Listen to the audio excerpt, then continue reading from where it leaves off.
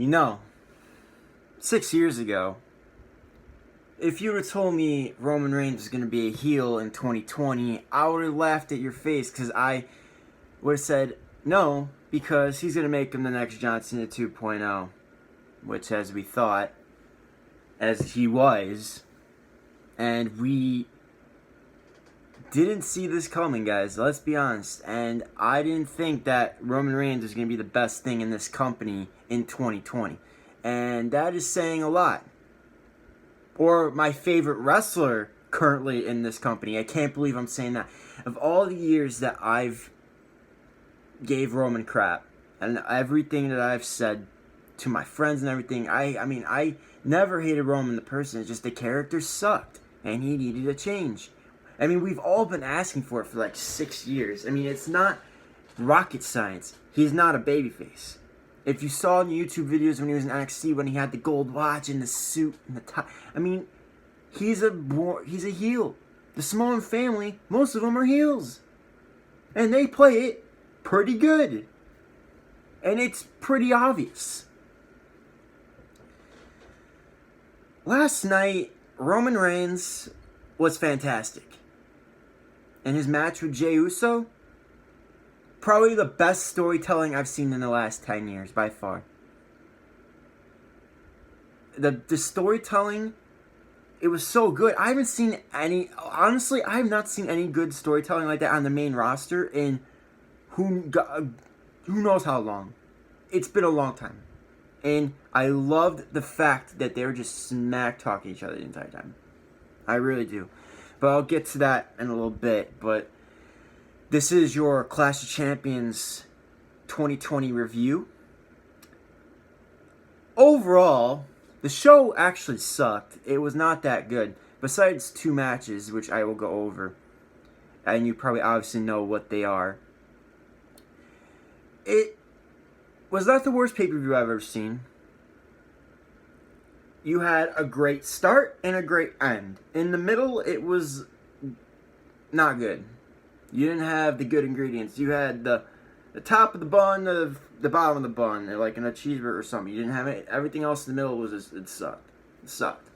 You know, I guess that's how to describe it. Probably a horrible analogy, but I try my best. But yeah, it was not a bad pay-per-view. It went by slow in the middle, and then we got near the end, it kicked up. But in the beginning, it was fun, too. So, I mean, yeah, it was not a horrible pay-per-view. I wasn't expecting much, but I was very surprised by a couple matches on the show tonight. So, let's get started. So I did watch the pre-show. I saw the pre-show match. Cesaro and Shinsuke Nakamura versus Lucha House Party for the SmackDown Tag Team titles. It was actually a decent tag match. Not a bad tag match. They went about 10 minutes.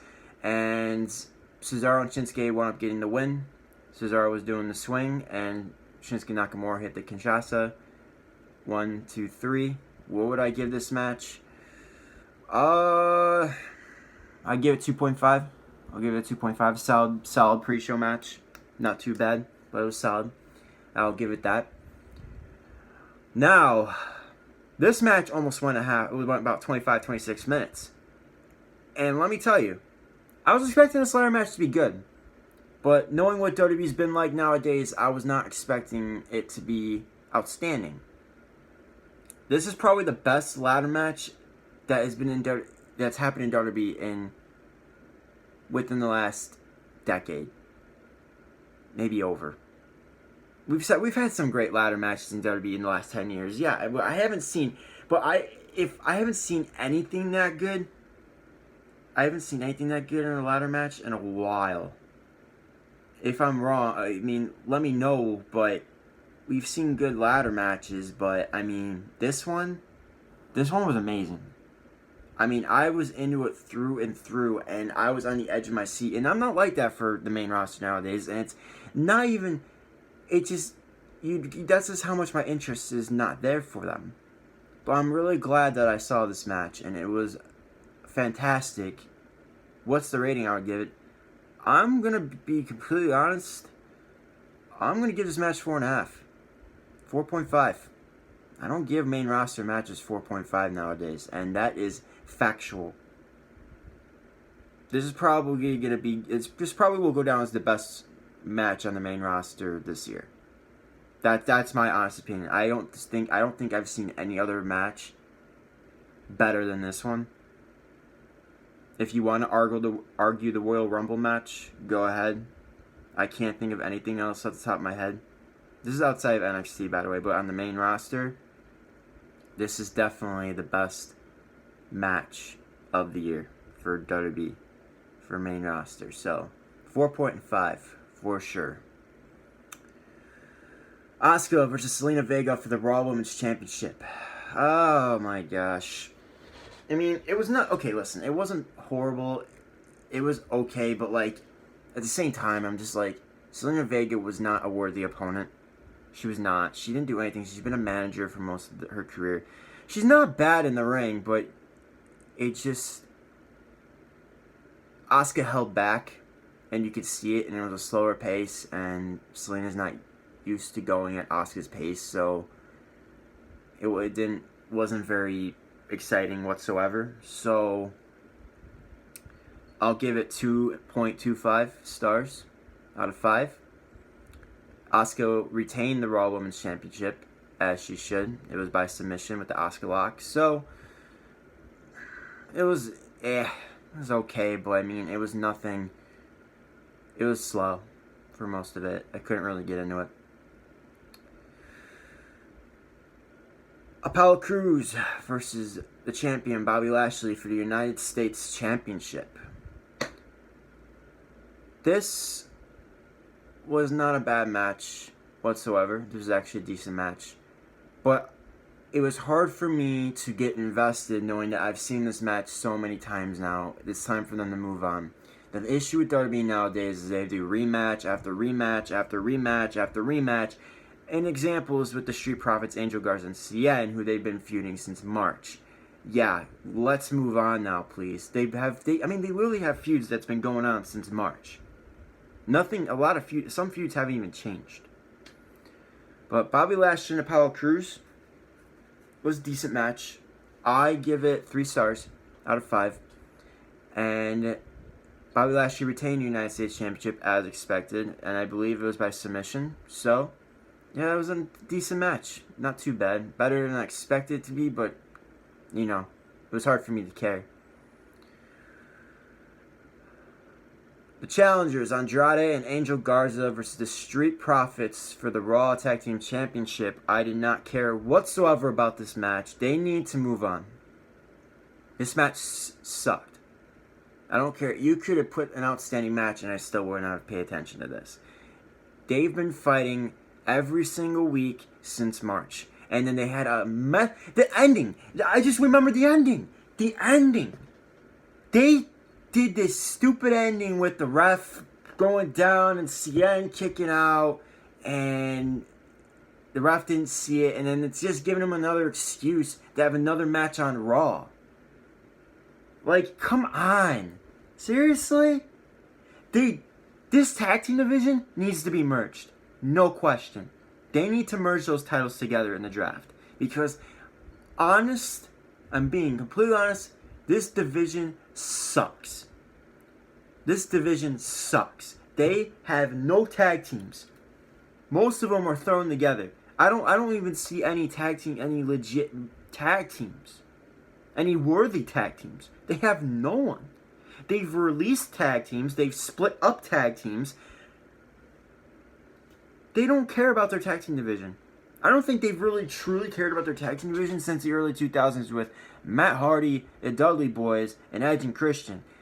We haven't seen anything like that in the main roster since. And NXT too. Their tag team division is not, it's not that great nowadays either. It's not like what it used to be. Because main roster influence is obviously going into it, as you know. But this match was pointless. It was worthless. It was a waste of time. I didn't pay attention to it. 2.25 stars. Did not care. Whatever. Move on. Oh, Street Profits retain. Whatever. So, Bayley did defend her belt. So, as you guys know, 2 matches got canceled on the show.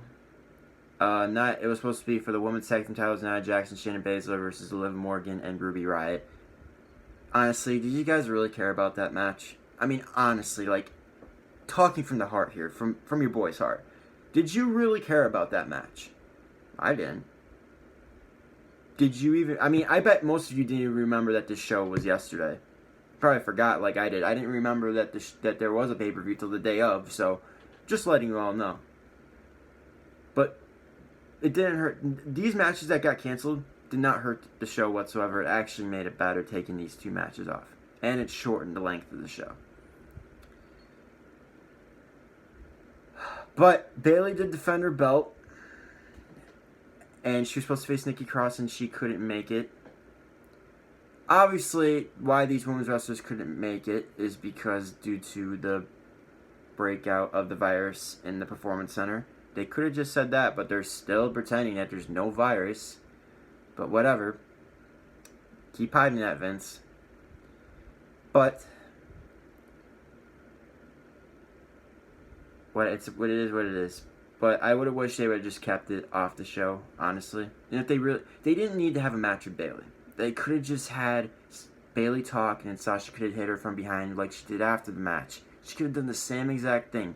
They seriously could not find a way to get Sasha to attack Bayley. Did they really have to have Asuka fight and have another rematch? How many rematches have we had? Same repetitive match over and over again. Women's division, you might as well merge the women's division too, because you have no one in both divisions suck too. So wound up being Asuka, Raw Women's Champion Asuka, the challenger, facing Bayley for SmackDown Women's title. This match was 3.5 minutes, did not last long. It ended in DQ. Asuka won by DQ. And it was pointless. There was no point in this match happening. You could have found other ways to get Sasha involved. You did not have to do the match. No, you didn't have to do the match. It was pointless. I didn't care. I'm sure you guys didn't care until after with Sasha attacking. And that's pretty much it. What would I give this match? I give it 1.5. So. Next. Randy Orton, the challenger, versus Drew McIntyre, the champion, in an ambulance match for the WWE Championship. This match was boring. You want me to be honest with you? This match was boring and overbooked. I get why they did it. They had all the people that Randy Orton attacked and punted in the head and everything. Like, I get that. Yeah, I got it. I didn't get it at first. I'm like, why is Big Show there? And I'm like, oh, like, yeah, he got attacked. He was one of the people that got attacked. So I saw Christian, Shawn Michaels, and then Ric Flair at the end. Honestly, this match was boring. Didn't do anything for me. I don't think I've seen like a good ambulance match. I don't think there's been a good ambulance match since Shane and Kane. Someone mentioned that when I was in a chat last night, and I've never really truly seen a great ambulance match. I've seen a good stretcher match. I've seen one good ambulance match with Shane and Kane. Shane McMahon versus Kane. Don't remember what pay-per-view that was from. I think that was Survivor Series 2003. But it was not good at all. It was really boring, not interesting. You know, they were fighting all over the ring in the backstage area. They were fighting, you know, and then Big Show showed up to the ring first, grabbed Randy Orton's foot, chokeslammed through a table. Christian attacked Randy Orton backstage as him and Drew, during Drew and Randy's brawl back there. And then they went on top of the ambulance. I thought they were going to go through the top of the ambulance again. Like, I haven't seen that spot before. So they thought they were going to do that. But then Drew was off the top of the ambulance, and Shawn Michaels made a random appearance, used the ladder on the side of the ambulance, climbed up and hit a Sweet Chin Music on the top. And then Randy Orton fell off and went through a table or something. Or hit concrete. I think they used a cushion or something, and then they took it away, and then they showed him on the concrete. And then they were fighting, and then at the end, Randy Orton hit an RKO on the concrete, and then Drew was going to get beat, but then Drew stopped the door from slamming, and then Drew got out, and then he fought off, and he hit Randy Orton with a Claymore. He was about to close the door, and then he decided to do a punt kick of his own, and he punted Randy Orton in the skull, put him back in the ambulance, and closed the doors, and Drew McIntyre retains the WWE Championship. This match was so overbooked, and I wish it was better, but I knew Drew was going to win because it ends the same every time. I did not picture a heel going over in this match. I'm hoping that they do not have another match. I think we should just call it now. Move on with our day. But I have this suspicion that it's not. Randy Orton kind of had like a screwy finish, so I have this feeling so there's no interference. They're gonna have a match in the Hell in a Cell. That's what's gonna happen. So there's no outside interference. They're going to have a Hell in a Cell match at the Hell in a Cell pay-per-view. I don't remember when there was a Hell in a Cell match outside the pay-per-view. I wish Hell in a Cell was special. The last Hell in a Cell match that was outside the pay-per-view was WrestleMania 28. One of my favorite matches of all time, Triple H versus The Undertaker. And yeah, we haven't had a match outside of the pay-per-view since, and it should be, and they've made the cell red.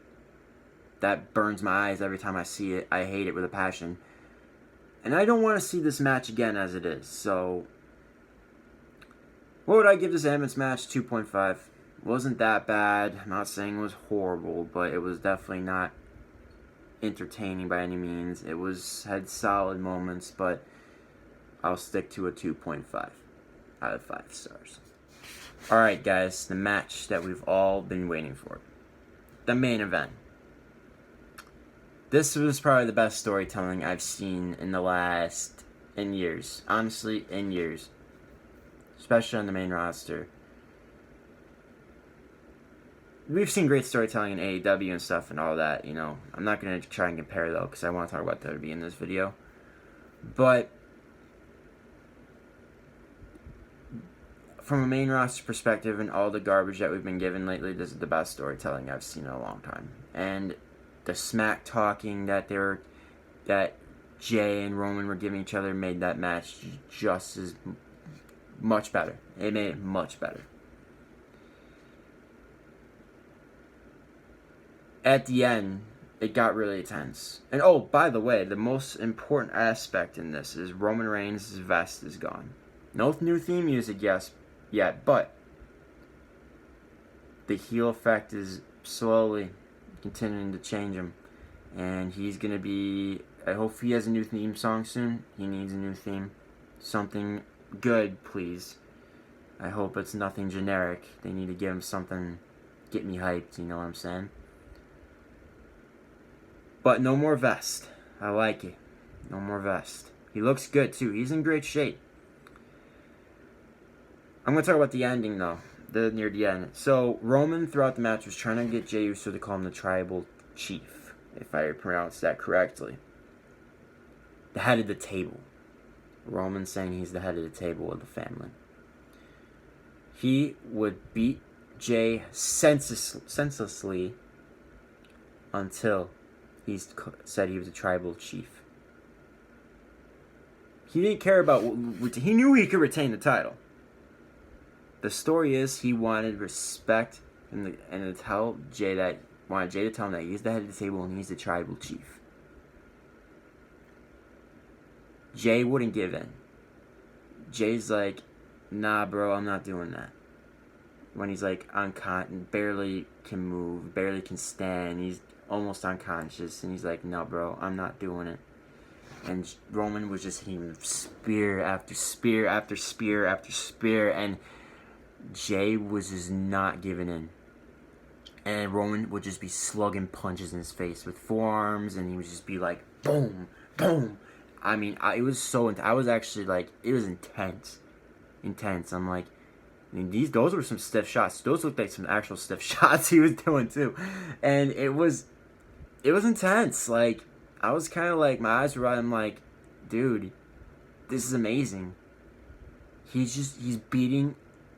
I was very iffy about this match happening because you have all this talent and everything, but now that it happened, I'm glad they went this route. If he can do this to his cousin, what do you think he can do to everybody else? Think about that. He will do that to his cousin to earn respect. Who else could he do that to? He'll do that to his family. Imagine what he can do to people that are not. That's kind of like the story when I think about it. Roman is the tribal chief. Jimmy Uso ran out, hopped out. Obviously, you know, you guys, he's injured. And he's like freaking out, and he's like getting emotional. He's like, Jay, let me throw the towel. Please let me throw a towel. And Jimmy was trying to tell him that, and Jay was like, no, don't throw the towel. And then Roman's like, you better throw it. I'm a tribal chief.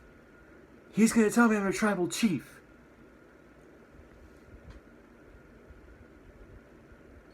Roman's just kicking his butt. It was crazy. And then he just punched him senselessly over and over and over and over again. And Jimmy Uso finally threw the towel in. And the match ended, and Roman Reigns retained the Universal Championship. Obviously, we knew Roman was going to retain the belt. Right? 100% confirmed. But how that was going to happen, we didn't know. I honestly thought this was going to be a complete squash. I mean, he got destroyed, but this match went 22 minutes. And it was actually really, really good. I loved it. I might actually look back and watch it later. In all honesty, I might go back and watch it. I will. So, what would I give this match? I will give it 4 stars. 4 stars out of 5. This is probably the best version of Roman Reigns I've ever seen. And it kind of makes me want to watch on Friday. If I do watch Friday, I'll put a review. I'm not watching Raw. Don't ask if I'm watching Raw. I'm not watching Raw.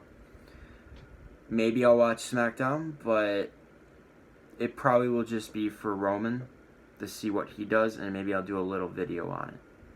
I'm not watching the show in its entirety. I'll think about it, but I don't. The show is really bad. TV's bad, and I don't want to sit through it. But we'll see. We'll see. So, what do I give this show overall, grade-wise? Well, it wasn't horrible. You know, you had the 2 matches. It was a 2-match show. In the middle, it was kind of eh. But it was not a horrible show either. It was eh. I will give it a 5.5 out of 10. That's what I'll give it. Thank the 2 matches of the night. I'll give it a 5.5. And Lashley and Apollo had a okay match. And he had a couple, like one solid in there in the pre-show match. So, 5.5. Was not a great pay-per-view by any means. Not saying it was a good pay-per-view, but better than what I've seen from other pay-per-views in the last couple months. So, yeah. Oh, it was an show. It was okay, but it was not great. It was not good by any means. Alright, I'm going to head out. Like, subscribe for more videos like this. I will be putting out the Wrestling Classic 1985 review tomorrow. And yeah, see you guys.